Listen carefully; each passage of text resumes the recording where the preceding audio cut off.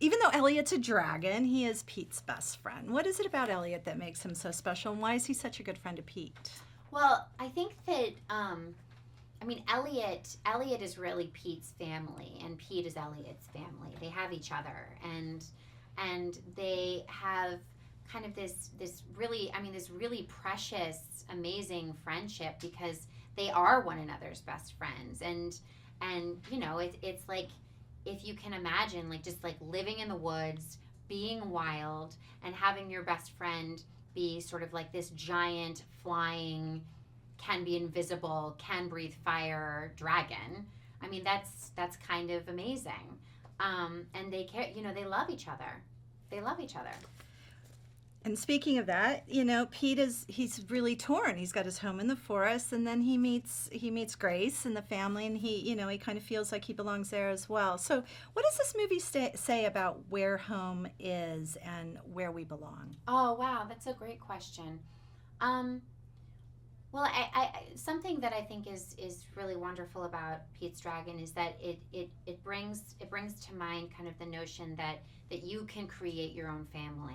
This is about a little boy who's lost his parents, and his family becomes, his family is his best friend, who is a dragon, and then eventually becomes a part of another family. And I think for me, this movie is really about the miracle, the magic miracle of family and what that is, and that there are always people or creatures out there who will love you, wholly and completely, even if you didn't come from them, even if it makes no sense for you to be a part of a family. So.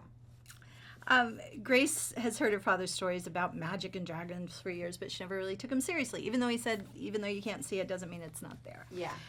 Do you believe in magic, and do you think that people need to have a little bit of magic in their lives, and why? Oh my goodness. Well, I definitely believe in magic. I'm highly suggestible in that way.